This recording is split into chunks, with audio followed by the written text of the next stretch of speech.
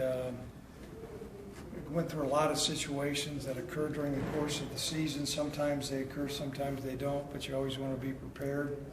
I've gone through those situations. It's also somewhat of a day where we back off on the physical amount of running that we do. You know, we're going to get to be about 10 days out here, and you know, our UND preparations are in full go. And so brushing up on a lot of things, had some fun at the end of practice, which you guys saw, and they've been going every day and have not had a day off since we reported to camp. And so to have some laughter and some levity is always important somehow. It's amazing, some things boost morale.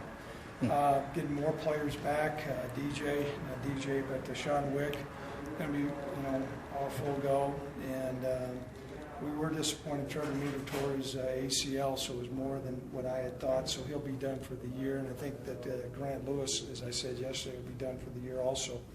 Unfortunately, those things do happen in fall camp, and that's why we're trying to build as much depth as we can in the program to move forward. Craig, you went this afternoon. Was that just to give him a little extra rest or scheduling conflicts or anything? What you find is sometimes just to break up the monotony of camp, we were able to get some things done last night in meetings with our younger players, so this was staged to move some things around, and we worked with the younger players last night on some individual meetings, and then they did a heavy lifting session this morning, and so it was changed the routine up. Is camp officially broke, Craig? You said you're kind of in full go for North Dakota preparation. Would you say camp's broke, or does that happen at the end of the week before you get into your game week? Well, what I usually think is on Saturday we'll have a scrimmage, a mock scrimmage, and then we'll elect captains. And when Saturday comes, they'll get a day off on Sunday. So I think Saturday's our final day. Then they'll come back and be in school. You had your depth chart come out, and I know it's probably you just with two guys at each spot. Do you feel like are you surprised with anything that was on that depth chart, and do you anticipate maybe anything changing other than injury up until that first game? You know what? Pleasantly surprised with the number of freshmen that are integrated into those two deeps.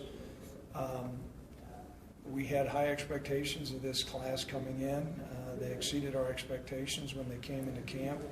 I think it's a little bit of an indication of a full recruiting cycle. Plus, it's an indication of lack of depth in our program.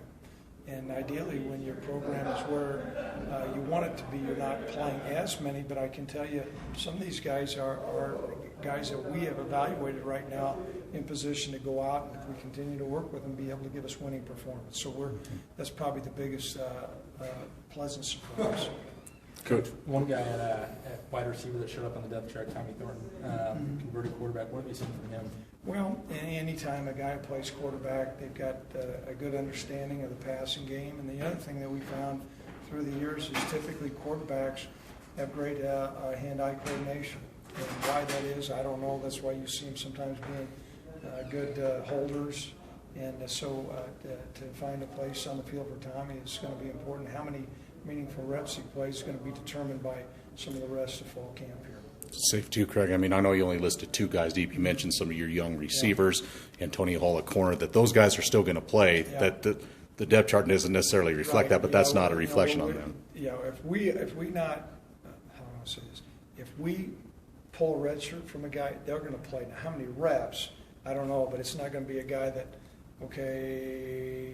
they're not going to play unless we've told you, he may be listed, but we're going to try to hold him.